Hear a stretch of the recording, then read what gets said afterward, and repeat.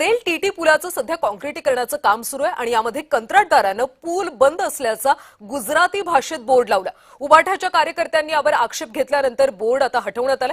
महापालिकेने हा बोर्ड त्वरित काढून त्या ठिकाणी मराठी भाषेतला सूचना फलक लावल्याचं पाहायला मिळतं।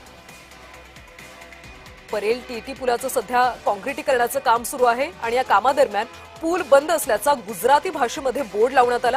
दरम्यान उभाटा गटाने यावर आक्षेप घेतल्यानंतर आता बोर्ड बदलण्यात आला आणि आता मराठीतला बोर्ड तिथे लावण्यात आला।